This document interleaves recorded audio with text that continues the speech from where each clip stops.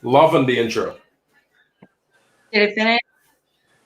Thank you. I didn't even see it. Like it lags every time the intro plays. So I don't even know if it like plays when it's supposed to, and I don't know when it stops. It just blanks in and out, off and on. I don't know. Maybe I need a new program, or maybe I have too much peroxide damage to the brain. I don't know. It could be both. So, Jez Louise. Anyways, I'm gonna let it run for a second and get a couple people to jump on before we get into too much stuff. So if you guys, well, mostly Mr. Penney over there, if you want to share to all your Newfoundland friends. I did actually. Just while the intro was playing. Thank you. Oh. Well, I don't know the intro. I can't see the intro on my side. Yeah. No, as soon as it kicked in, I went on and shared it to my wall. Nice. Thank you, sir. Okay. Those of you who have already joined us, thank you and welcome to Any Last Words. I'm your host, Joe.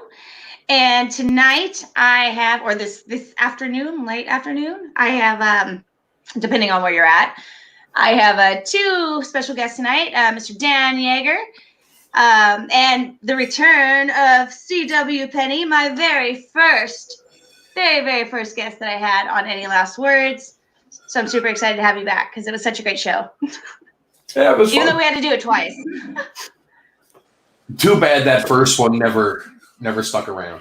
Oh, I'm so mad. I'm still, I don't know. I would think I would know more technology by now, but I don't. The great and I just have a tendency to over. Oh man, yes, and the candy math and the toilet paper math. Yeah.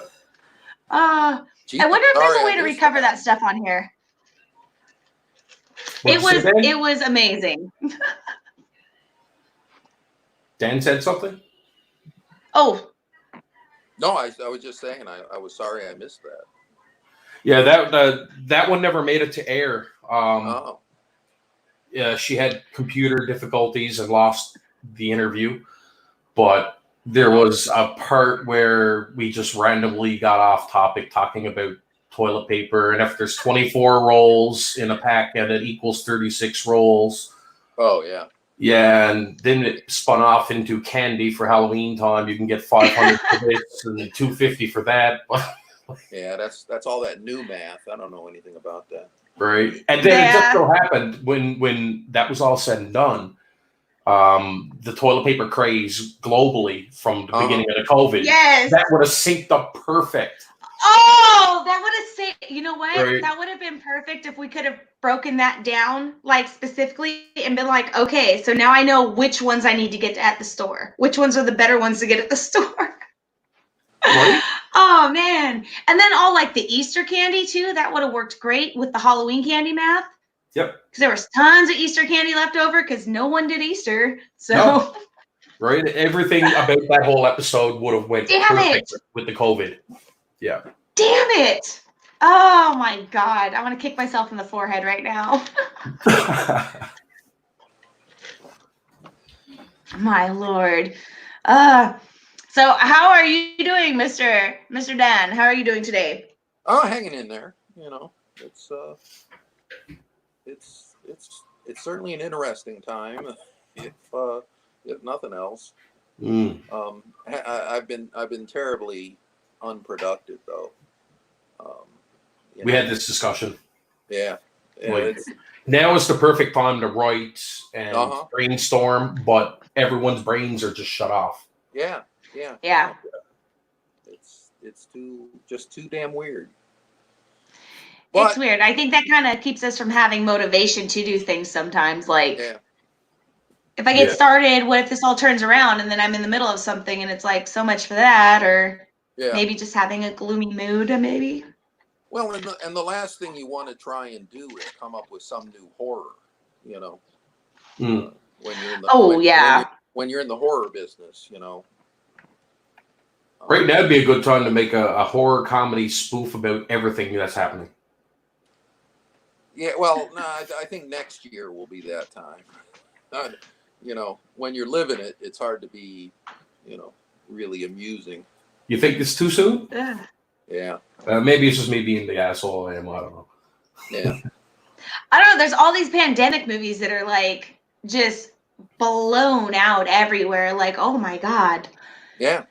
Well, those like, were, how did you all think to do this at the same time? Those were all made between pandemics, though. Yeah. No. I seen a poster. I think it was a little indie film someone down around your way, Joe, was actually doing. I can't remember or recall the producer or director, but I think it's actually called like Coronavirus Zombie or something.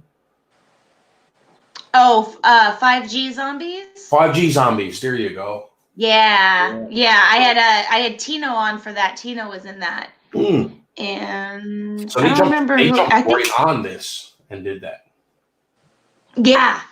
A lot of it was filmed off of phones from your home. Yeah. And Miguel, my producer on the other show, he was I don't know how far he got in that, but he was trying to do something to that as well, where everybody just like filmed a certain scene from your smartphone at home or your iPhone, and then put it together and, you know, edit it all out to be a film, which I think is a great idea. I actually had a similar idea. I ran by several people actually. It was kind of like sitting at your computer or using your iPhone and doing like a log entry, like day, whatever. And as the film would progress, to see a slow decline in all the actors' mentalities and see them slowly drift into like total madness because of the lockdown. I don't know. Call it quarantine. Oh, okay. I like that. Yeah, it was just a little idea I threw around. You should do it. Totally do it. Yeah, I mean, a lot of us still have nothing better to do right now. So write that script. Yeah, well, basically, it wouldn't even need a script, really. It'd be it does need a script, but I would want say like if I asked you, like as Dan, to sit down and say, okay, so for your entry, I'd like for you to basically just go with like how you are feeling as of today. Yeah. And make it as real as possible. And then as the film goes on, we would relapse back to like each character, so you, and then you would be at that point a little bit, you know, different. And then towards the end of the film, all the actors that took part would be kind of like totally just losing their mind. Yeah. Well, I could film mine backwards and slowly shave my beard off. So, yeah, I never thought about that. Right. I'll call you tomorrow, man. That's movie magic right there. You never shoot it. Yeah, expect a phone call on that idea tomorrow. All right. We could do that. Speaking of filming in quarantine, excuse me, did you guys own the commercial? Well, I guess like a little commercial for the Killer Choice coffee that you have out, Dan, right? You want to give them a little bit of info on that? Did you do that? Yeah, let's talk about that Killer Choice. The coffee or the commercial? Coffee first. Yes. The coffee. It all started. My wife is English, and she has her own line of super high-end tea. And I said, because I really am not a tea drinker, I said, oh, you should do a coffee too. And like I say, she's English, and she looked at me the way, you know, a proper British woman only can, and with a look of disgust that I would even suggest that. Anyway, I'm gonna come up with some coffee, and so I started ruminating on it, and a year later, I kind of came up with the idea, and it's completely opposite of her brand, which is super luxury, high end fiddlesticks tea. So it's like a his and hers brand. Yeah, and so mine is of course the complete opposite of that. It's coffee for serial killers and the like. So it's almost like the beauty and because the you need and killers. The term is bandied about, and people often only think of the negative connotations, but of course, in show business, when you kill it, that's good. When a stand-up comedian, is on stage, he's either killing it or he's dying up there. So killers, in that context, is kind of who we're appealing to, and people with a sense of humor, of course. Yeah. You gotta have a sense of humor to buy Killer's Choice. I love it. Are you? I know you played Leatherface in Texas Chainsaw 3D. Are horror movies your favorite genre, or do you have a favorite? They were certainly my first genre. When I was a kid, that was my favorite thing, was to watch monster movies on TV on Saturday night. And I grew up in the Cleveland TV market, and so we always had good, monster movie hosted shows to watch. But no, I love all sorts of film. I don't know. I was watching a bunch of old singing cowboy westerns last week. I love it all. I love storytelling though, because I'll take it wherever I can get it. I gotcha. You just appreciate a good story, period. Mm-hmm. No matter what genre it is. Do you have a movie that's made an impact on your life, whether it's horror or not?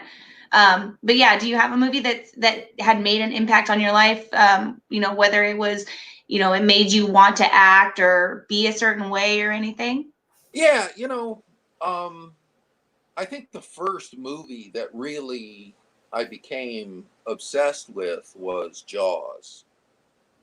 Okay. That movie, came out in the summer of, what year was that? 75 or 76? 76. And I think I made it to the movie theater, and this is in rural Ohio. I think I made it to the movie theater 5 or 6 times that summer to see it. And, it was just an amazing thing.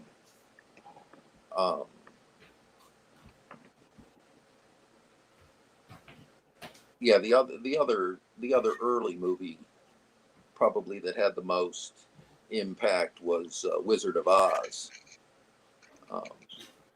I'm not sure, it wasn't until high school that I kind of got the idea that, movies are something people make, and there's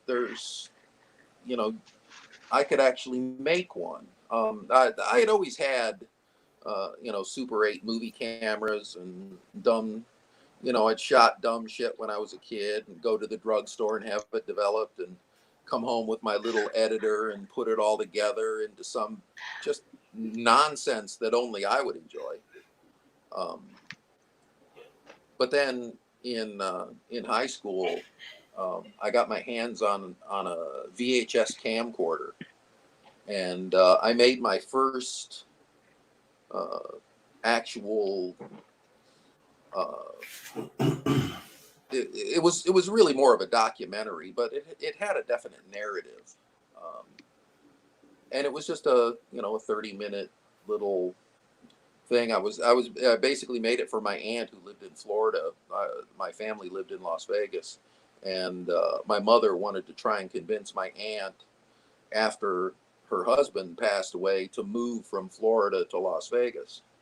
And so I made a little documentary about life in Las Vegas, and it was cool. And I walked all over the town and interviewed people, and put together this whole little movie. And that's so cool. It was a couple of years later.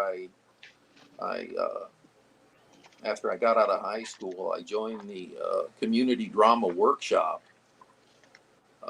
in Vegas, and the guy who ran the community drama workshop, he had connections. He had worked in Hollywood, and in the movie business and whatnot. So every time a movie production came to Vegas, he knew about it, and he would supply them with extras. So I got to be an extra in a few movies. One of them, my proudest moment was when I did a movie with Christopher Lee. It wasn't a horror movie. It was a horrendous movie that I know Christopher Lee never spoke about.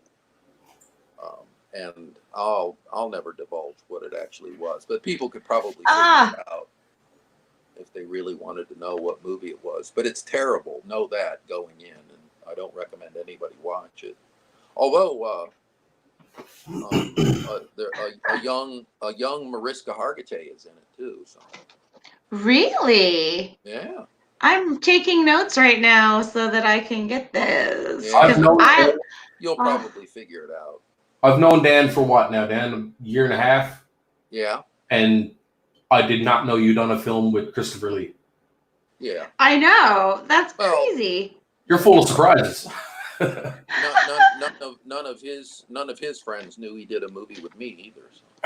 Well, fair enough. Oh man, what about you? What about you, CW? I know you're a very big fan of Hellraiser, but what is a movie that has impacted your life? One of the earliest films.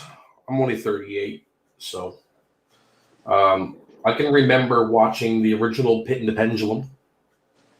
Okay. As a child, less than 10 years old, and stuff, classic horror films.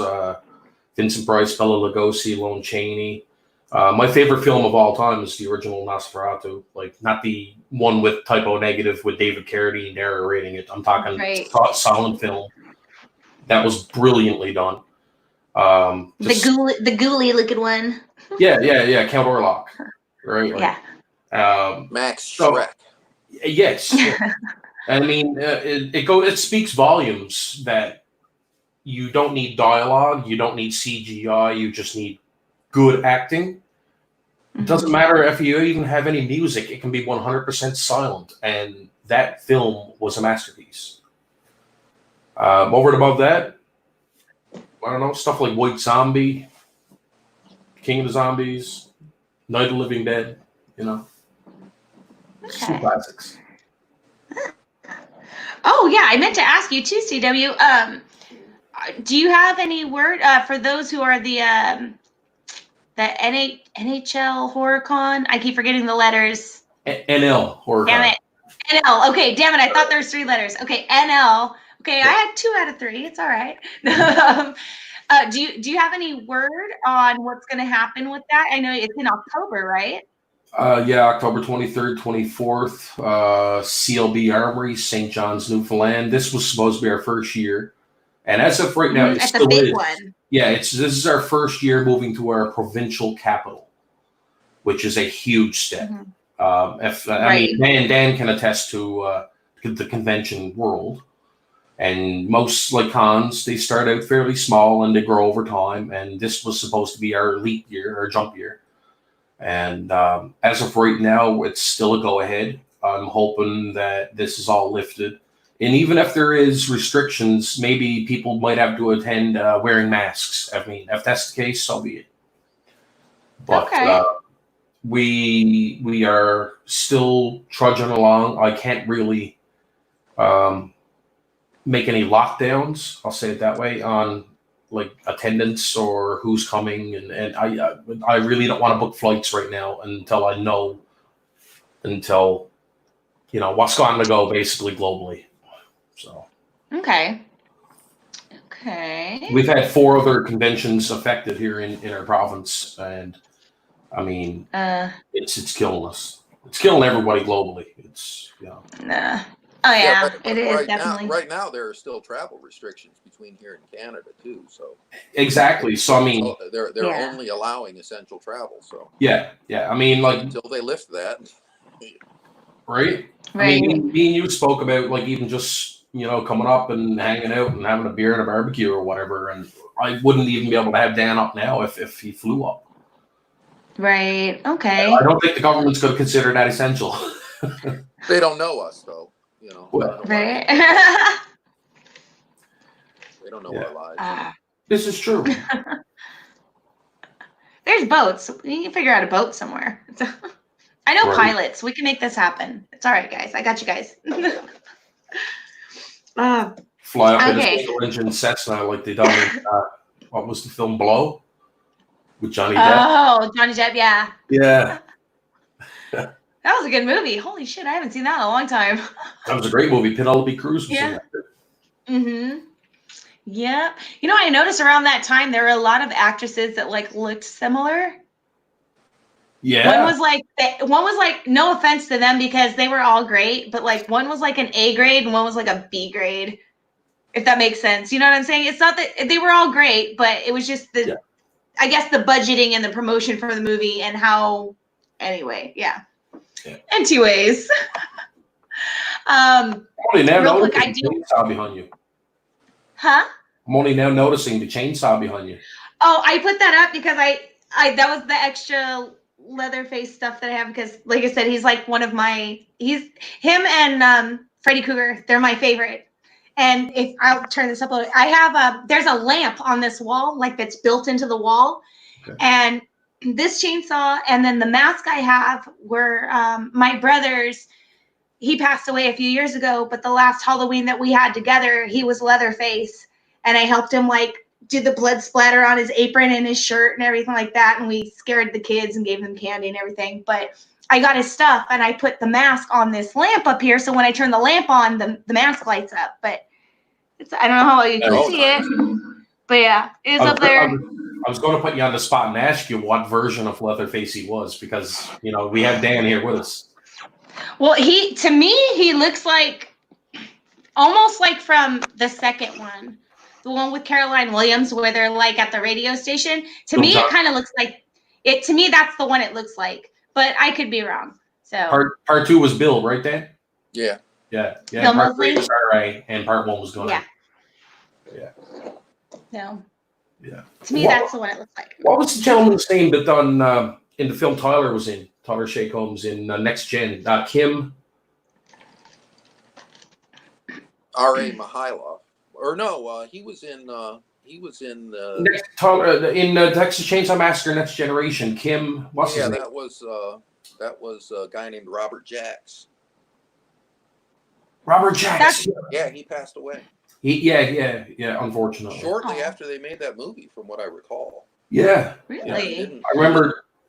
He didn't last that long. Tyler spoke about that at HorrorCon because I had him up in October, and I can't disclose any info because he showed us some footage that's not supposed to be shown, and it was kind of like behind the scenes stuff with the cast and B-roll stuff, and it was fun little stuff, but it never made it to actual like public eye for live viewing or anything like that. So.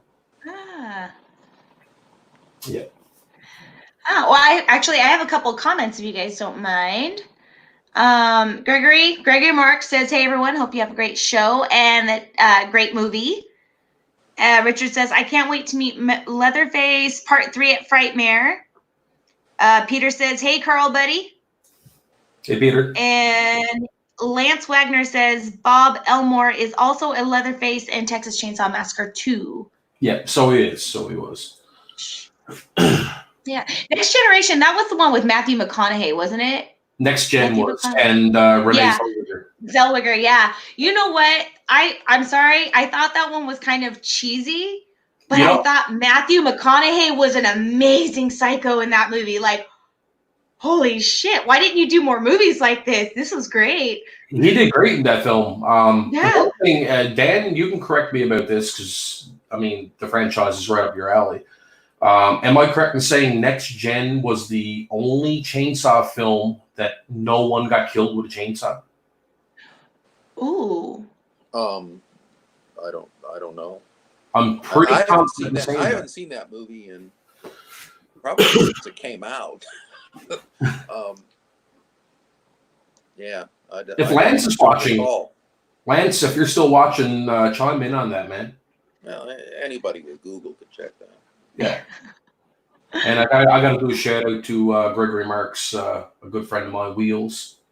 So yes, Wheels. Yeah, if it wasn't for you, I wouldn't know these guys. Thank you.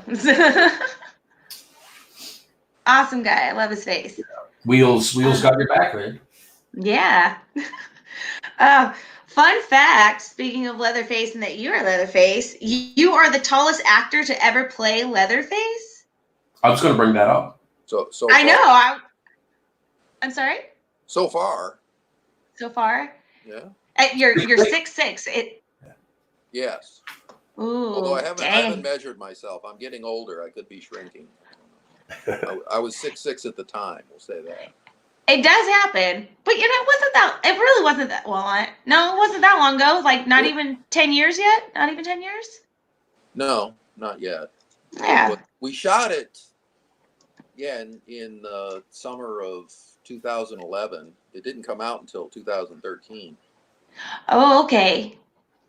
But, wow, that took a little bit. They must have done a lot of editing and stuff, huh?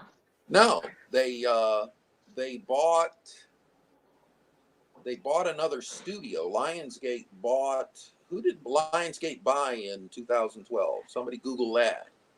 Anyway, Lance, get on it. Come on, Lance. The other studio they bought came with a slate of movies, and the way the movie releasing business goes is each studio gets their weekends, and movie contracts always have a deadline to release the movie. So it's so many days from the submission of the movie, or there's all sorts of ways to do it. Sometimes they just put in a calendar date. It's got to be released by this date. And so they were contractually obligated to release all these movies. And I think it was, what the hell was it? Sinister or one of those movies. Oh, okay. Sinister? I think that came with the purchase of this other studio. And so they were looking at their entire slate of movies now, all these ones they acquired and the ones they had. And they thought, oh, well, fuck it. People go watch a chainsaw movie any time of the year. We were originally supposed to be out 2 weeks before Halloween of 2012.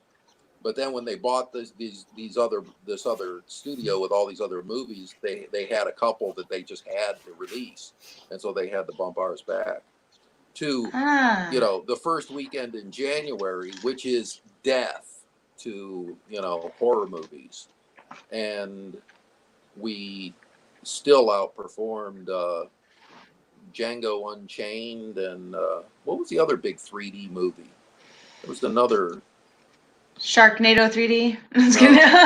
No, I can't remember. Anyway, it opened number 1, so that was good. That's awesome. Sheesh. Oh, okay. Lance says Texas Chainsaw Massacre, and TNG was ahead of its time. Richard And- says Dan and C. I'm sorry. I was going to say, and Lance also said he thinks that I'm right on the part that Oh. Texas Chainsaw Next Gen was the film that no one got killed by a chainsaw. Oh, yep. Okay. Yeah. And then Richard, and thank you, Lance. Richard says, Dan and CW need to come to Frightmare. It would be a pleasure to meet them. Texas Frightmare is a lot of fun. Have you been to any of those, Dan? I haven't been to a Frightmare. No, they're really fun. They're a lot of fun. No, I like Texas. I'd move to Texas, but I don't know. I don't think that's going to happen. Maybe one day. Yeah, I like yeah, the people there are really nice. I like it there a lot. Those are my people. I've got a lot of friends in Texas, so I got to get down to meet. Yeah, and their food is delicious. Holy shit. Yeah. Have you been to the gas station? No, I didn't get to go. I actually Lord. I saw it. The best barbecue. Oh, we'll give them a plug. Yes, for sure. I don't remember the name of the gas station. Does it? It has its own name, doesn't it? It's just called the gas station now. Oh, okay. I thought people just referred to it as the Texas Chainsaw. Yeah, there was some. I don't know. Somebody got pissy about what to call it. I don't know. Vortex probably had issues, but anyway. But no, I didn't get to go to that. I did want to go, but we weren't going to be in the area. We were driving straight through to Oklahoma, so we just kind of went at the tippy top of most of the states to get through. But I did get to stop and have some barbecue, and it was amazing and way cheaper than California. I'll tell you that. Mm-hmm. And better. Roy, the owner of the gas station, is an awesome guy. I mean, I haven't met him. I know him from online and whatnot, but great guy to talk to. And he runs Roy Rose. He runs the Cult Classic Convention down in Bastrop. He's a good guy. Yeah, he really is. When everything happened with Scott with the tornado, he jumped on board and done a GoFundMe and everything for him through the gas station. A great gentleman, great guy. Nice. Yeah. I do have to. There was a lady that dropped in the comments, and I hope Nicole is still watching. She is a exceptional makeup artist, and it's no prosthetics, it's all makeup, and she can literally make herself look like anybody. Really? That's cool. Nicole, if you're still here, it is nice to see you, and hopefully I will see you in person very, very soon, because she's also from Newfoundland. Oh, cool. Thank you for watching as long as you did, if you're still there. Oh, Lance says, I met Dan at Cult Classic Convention in Bastrop, Texas. Bastrop, is that how you say it? Yep. Yeah. Yeah. He also says Roy and Lisa. Yeah. He said Roy and Lisa Rose, Texas legends. And Nicole says, I'm here. Thank you. I'll be reaching out to Nicole very shortly. I got to get my ass back to doing my own show. So. How are you doing on that, by the way? Terrible. Terrible. As we spoke before the show, now should be a productive time for us all, like writing and getting the interviews done. And oh my God, I have neglected everything so much on my end. I don't know, mentally exhausted with this whole COVID lockdown thing, and it has to go away. But I got to line up. I literally have a full year's worth of interviews to get through. Oh wow! Dang. Yeah. What are you doing in your spare time, Dan? Anything exciting? Well, it's let's face it, it's all spare time now. So. Touche. Give me 2 seconds. I'll be right back. Yeah. Go for it. Avoiding writing.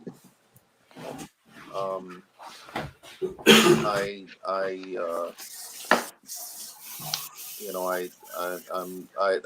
was able to make some progress on the coffee thing. That was about the only thing I've gotten done since this started, which, maybe it's a blessing. I don't know. I'd been talking about it for a few years, doing it, and I finally got it going again, and with CW's help, he's been a great inspiration. So. Oh, and don't blush. Your head turns all weird colors. listen, well, if since we brought that up, I was going to say, 10-year-old me would have ever said that I'd be getting such kind words from Leatherface. Mm-hmm. And if you told a 10-year-old me, I'd be Leatherface. The same thing. Right? Since we're talking, Joe, I told Joe earlier. I said Dan is a really, really easy guy to talk to, because she is, like she said, she I don't know, gets shy, and I don't know why. I feel like I'm bothering people. I'm just like, I don't know. I'm weird. Like I said, I'm just weird. I do, and it's weird. I don't know. I get behind the bar and I'm like, okay, like they tell you game on, basically. I don't know. I guess it's like when I start the show, it's easier for me to talk to people. I don't know why.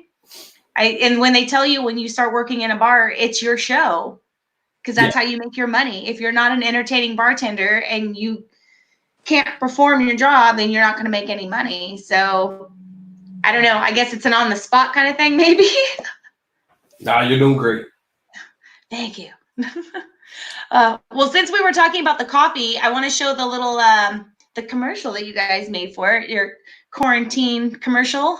All right. Okay, here we go. This is for the Killer's Choice coffee, and I will put a link in the description below later on, so that way if you guys are interested, you guys have easy access just to click on it, or you guys can go on there's a Facebook page for it, for Killer's Choice Coffee. And there is a website for it as well, killerschoicecoffee.com. It's just killerschoice.com. Actually, killerschoice.coffee.com redirects to it, but it's either one. Okay. Okay. Well, here we go. Let's see the commercial, guys.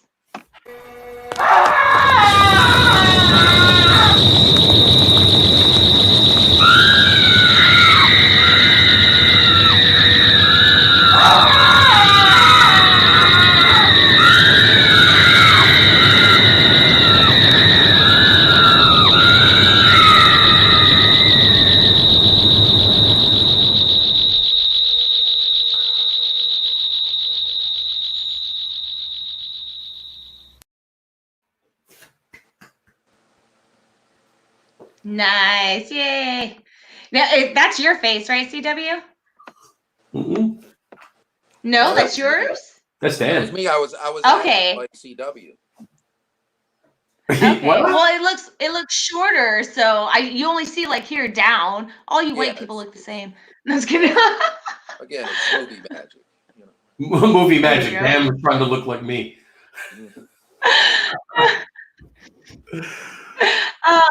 Renfield Rasputin says, "Hey CW."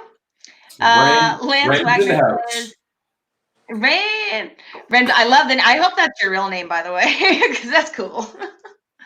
I will never disclose any information on that. But Ren, if you're still watching, brother, you know I love you. I gotta hit you up. Lance says that is effing fantastic. And Gregory says awesome sauce. So no, that was a pretty good commercial, especially for like a quarantine. That was a pretty good commercial. Yeah, it's all just stock sound and a picture of coffee. It's hard to make coffee interesting. I got it. We try. It was good. I liked it a lot. It kind of gave it that little like rustic feel of like serial, like Leatherface serial killers. Usually they're like in a cabin or an old like dilapidated house or something. I'm not saying that's what it looked like, but it kind of gave you that little bit of a rustic, grimy feel to it, and I liked it. Yeah, it fit. You want an interesting tidbit? Yes. Leatherface lives in a church. So what? So what? You heard me. Like in the movie or this one? No, Dan. Dan, actually, you live in a church. I was gonna say it looked like a colonial style house almost in the movie. But you really live in a church, dude? Yeah, an old Baptist church built That's in cool. 1856. Won't disclose no location, but he bought a church. That's pretty cool. It keeps it interesting, you know. Oh, yeah. I love Did it. you I like the space. did you buy it because it was a church and you wanted to make it a home, or just like you said, because of the space? Like, hey, this is freaking perfect. Well, when we moved to New York, my buddy owns a hotel, an old Victorian hotel, and we lived there for God, almost 9 months in the hotel, and that's just weird. I don't really even enjoy hotels that much anymore. And so we kept looking for a house, and we couldn't find one. Lake houses are, back then were really expensive. I don't know what they are now.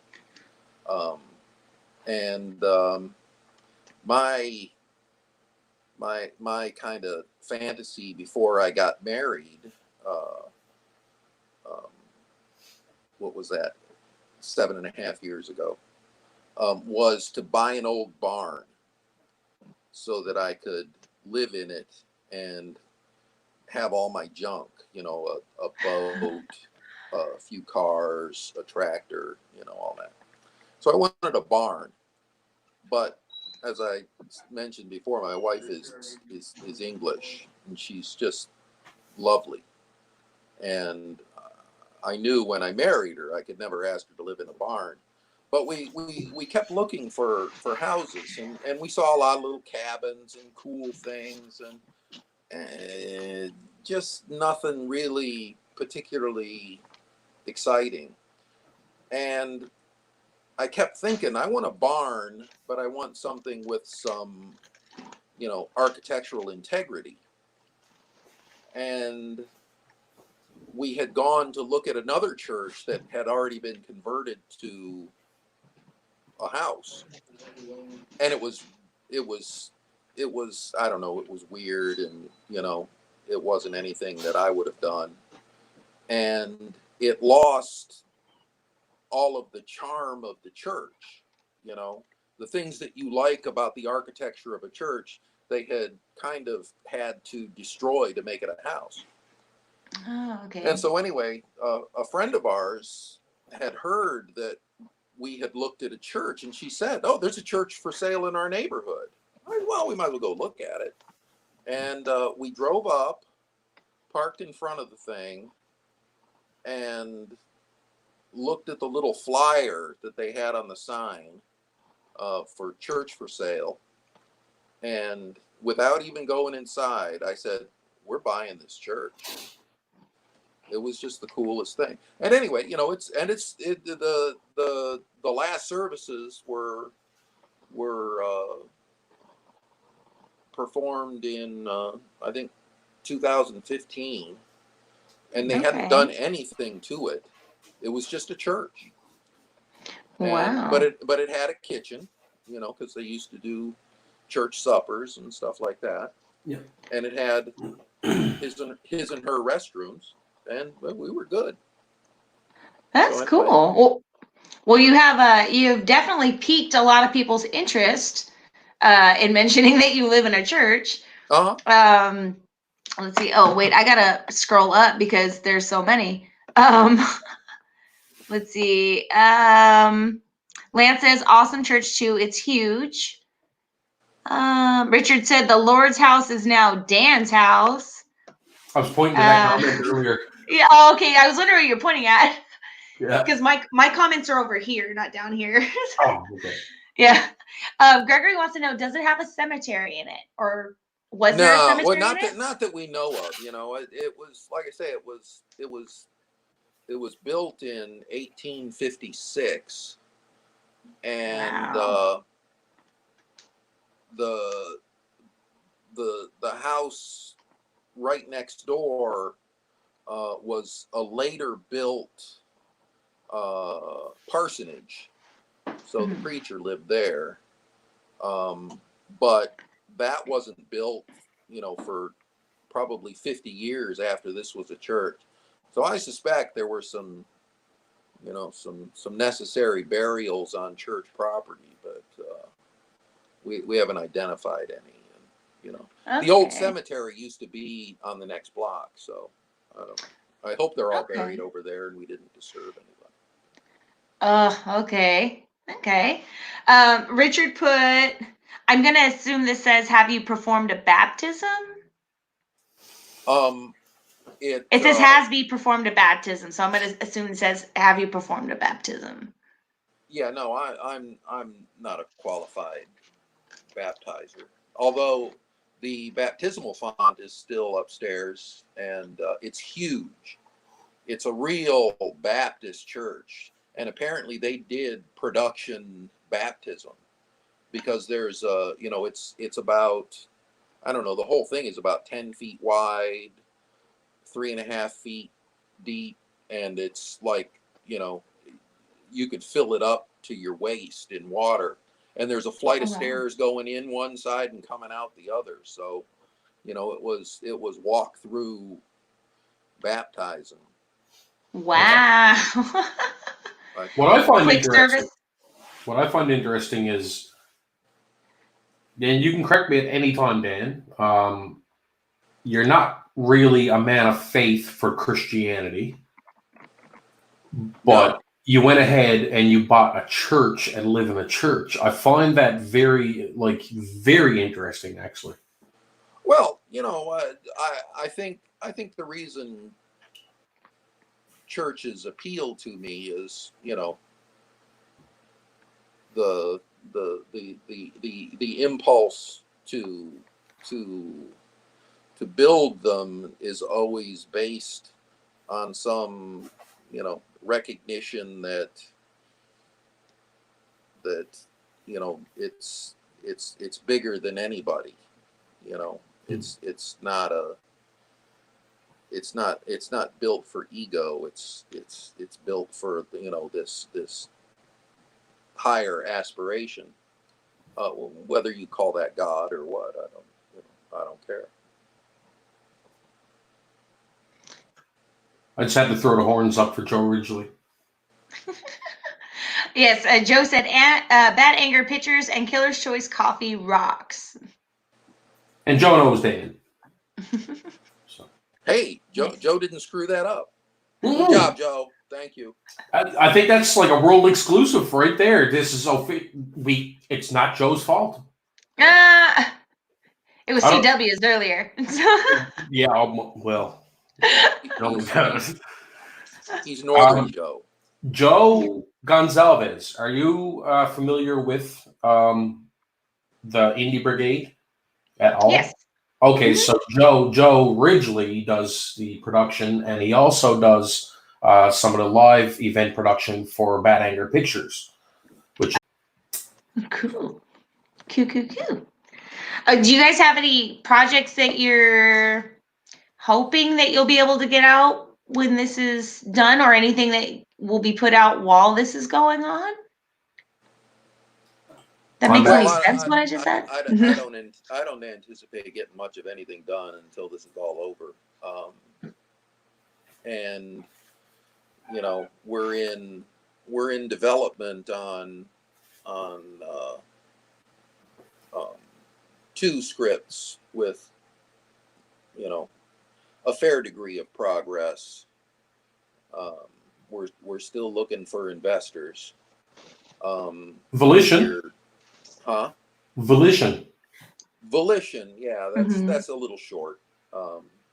We shot. God, it's been 2 years now.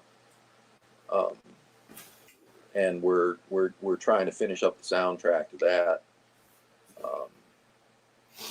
I think we're going to have to do one more ADR session on that one, though, before it's buttoned up and put to bed. Okay. And we're not going to be able to do that for, at least a couple of months, I would guess. You want to give a rundown to the people watching on who's in Volition? Well, I can do it if you What's that? Do you want to give a rundown on who's in Volition? Yeah, like who's actually in the film? Like Oh, April. yeah. No, I wrote and directed it. It stars my good buddy Brett Wagner, the Big Schwag, and my other good buddy Lloyd T. Williams, who his big movies. Well, Pretty Woman seems to be the one that everybody remembers him for. But didn't Lloyd also do a lot of Broadway? Oh yeah, Yeah. and theater all over. He was, and he's still dabbling, you know. Yeah. But he's actually in Texas Chainsaw 3D. He's one of the fleeing carnival goers. Yeah. And had I been able to see, I probably would have chased him a little better. But I couldn't fucking see a thing. And they wanted me to chase Alexandra, so. And then we have the lovely April Love, If she's watching, who plays a very pious, very conservative, devout, religious person in the movie, cast completely against type, which I love. April and then, was a sweetheart. My good friend from Scranton, Dominic Azzarelli, is in it. It's a small cast. It's a small movie. It's a simple little story. It's kind of like a Twilight Zone episode. Lloyd was, I don't want to give too much away, but Lloyd was the bartender. And the whole concept is like he's the man that you talk to when you go to change over. Is that a fair way to say it? You know, I hate to try and beat anybody over the head with any of it. You know, I hope people watch it and kind of decide what it all means for themselves. Mm-hmm. You know, but yeah, there's definitely some, there's definitely some archetypes there. Although we twist them up a little bit. So, you know, there's, I hope it'll inspire a conversation or two for people. I just noticed Lance asked if we can ask Dan if Slaughter Farm's getting closer to happening. I'll speak on that for a second and let Lance know that I am actively, have been for the last several months, seeking investors, associate producers. So if anybody wants to come on board as associate producer, you can reach out to myself or Dan. I'll gladly speak to you on Dan's behalf if you have any, questions or whatever. If you don't feel like reaching out to Dan himself, I have had some interest. Right now is a rough time for everybody because I know a lot of people is out of work, and budget-wise, you know, it's not a huge amount, but it's not a petty amount either. Would it be okay to disclose the funding range for Slaughter Farm online? Yeah. So I mean, we're slating in. Correct me at any point. I mean, I try to do my homework. We're slating in at just under $1 million to do it, and that's shooting it in California. And that's LA, and it's also American money. Yeah, talking about movie budgets is kind of you have to give it context. Actually, we should put the call out for some line producers up there in your neck of the woods who are sitting around wondering what to do with their lives. I've already been doing it, my buddy. Yeah, we gotta find a good Canadian line producer who can budget this thing for us, and maybe we can find the money to do it up there.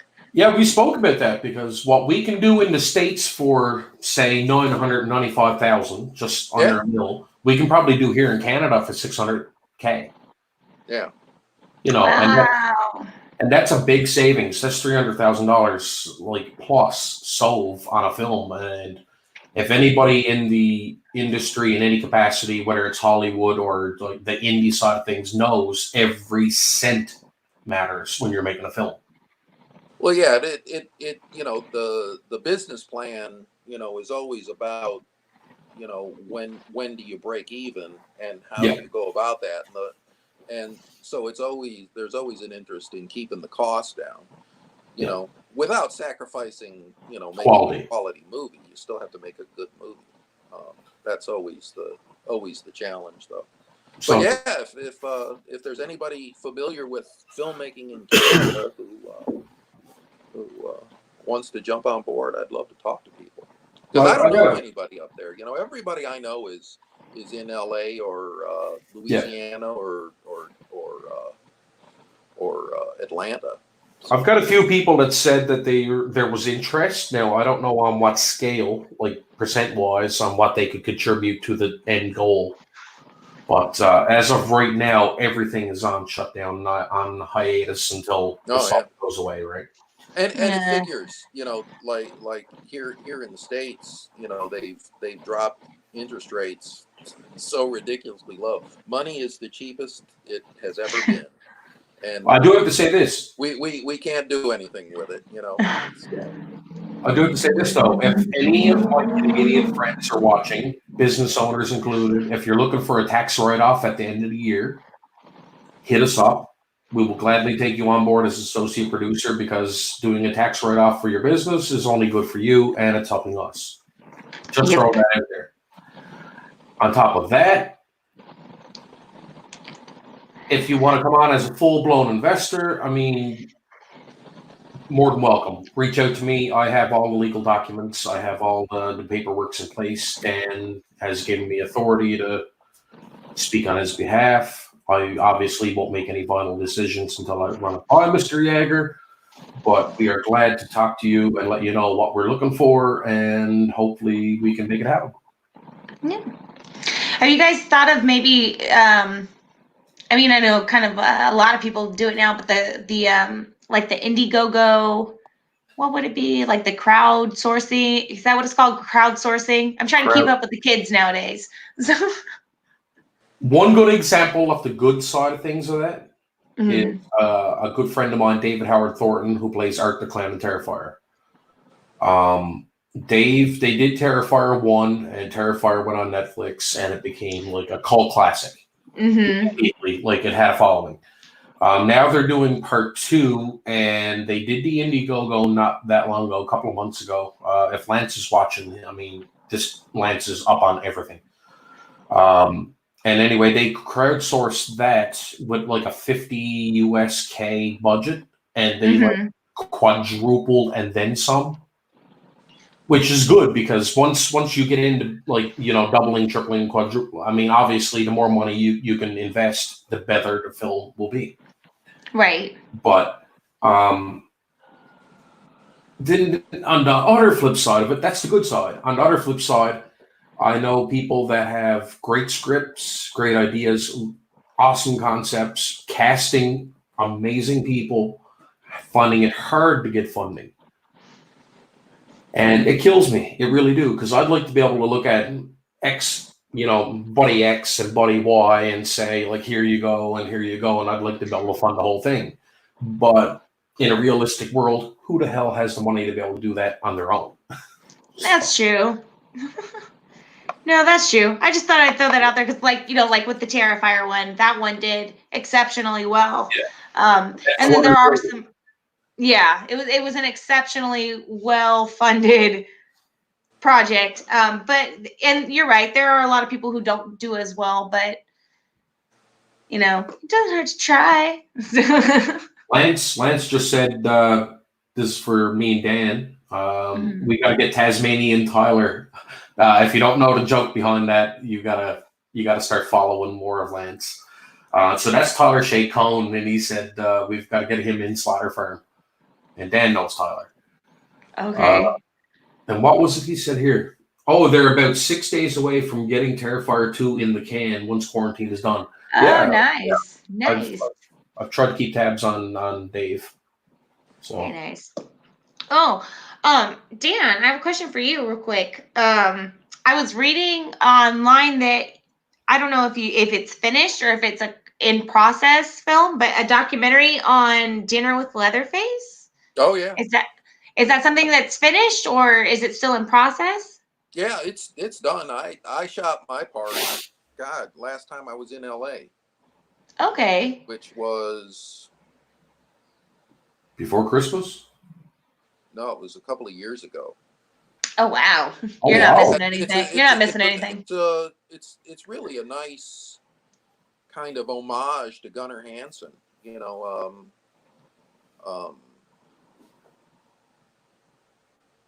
they called and asked me, you know, if I wanted to, you know, if I had anything to say about Gunnar Hansen. Well, yeah, I sure do. And you know, everybody who knew Gunnar, who knew him well, you know, loved him because he was such a great guy. Yeah. And so, you know, they put together this. I haven't seen the whole thing yet. The trailer's out, I know, but you know, it's really nice. Bruce Campbell, you know, did a bit. Everybody, you know, everybody who knew him. Bruce is awesome. I think it's going to be really a good little movie. Nice. Like I say, I haven't seen it yet though. Okay, so it hasn't come out yet because I didn't see. I mean, I didn't like super look into it, but it says 2020. So is it has it already come out? Do you know, or is it just come out like maybe towards Halloween? I want to believe it's available somewhere. You know, whether it's okay. You know, I don't know, all these download streaming services. Yeah, I don't know. I haven't checked lately. Okay. Okay. But yeah, I think it's done and in the can. Yeah, and done. Okay. Nice. Okay. Well, guys, we are past our hour mark. Oh. I know. Before we wrap up, can I ask you something? I guess. Yes. You know, I don't know. It's kind of force of habit now. Anytime I talk to you, I got to put you on the spot. Okay. No, so this is not my real hair. What's on the go on your end, film wise? I'm sorry. What's on the go your end on the film end of things? Oh, my film is still on hold until after all this is done. And can we have a name drop? It's called. Well, I don't know. I'll talk about that part after, but it's called The Butcher. So okay. And basically, it's about two serial killers that aren't aware. One is the other is serial killer, and they meet. One catches the other one up, and then it flips. So it's a short film, but it's almost done. Nice. So we'll see what happens when this is all over with. See what we can and can't do. If I don't get a screener, I'm going to be upset. Oh. Gosh. But that's about it, other than helping other people with their films. So I'm always the person that, hey, can you help me? Sure. I don't like sitting and being idle. For that, Joe. Or CW. Sorry. What'd you say, Dan? I say, remember that. She's going to help. Oh, she's down for it all, man. I mean, you know, if we need help, we call Joe. Got nothing better to do. I'm not essential right now. Apparently getting drunk isn't a thing anymore. All a matter of perspective. I guess. I have another one ready to go. What's that one? It's just. I've never seen that one. Oh, we probably don't have that here.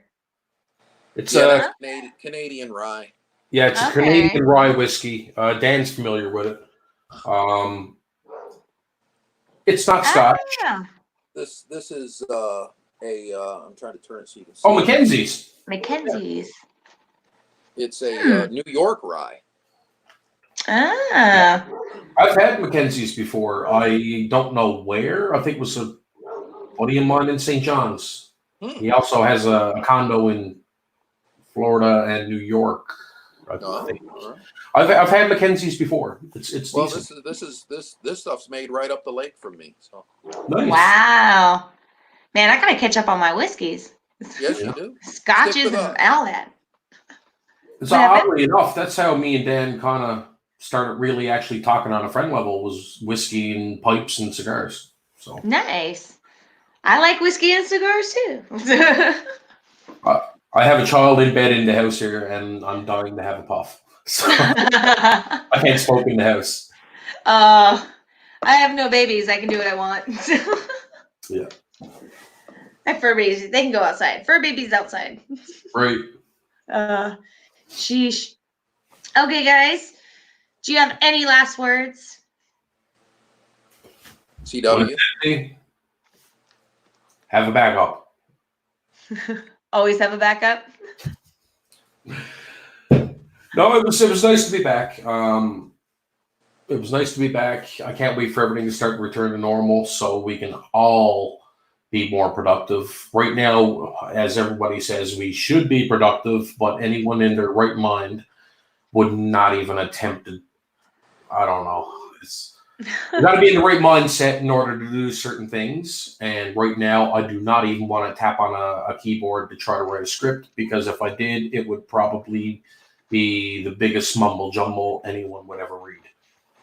Or it might be genius, because you could be going a little crazy from all the being locked up. Well, I think it's some weird shit. If you mix Stephen King with Edgar Allan Poe, is that something that Very creepy and poetic. Is it a rhyming movie? right? And so I'll pass it off to Dan there now. Well, thank you, Joe, for talking to us. Thank you guys for coming on. I hope you're going to get over your shyness and to reach out anytime you want. Joe's great. It's always a pleasure. And everybody, keep washing your hands. Wear a mask. Masks are fun.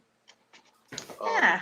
You can draw on them. It's all in what you do. Yeah, actually, I was going to say, CW, for the con, you need to be selling some special horror themed masks.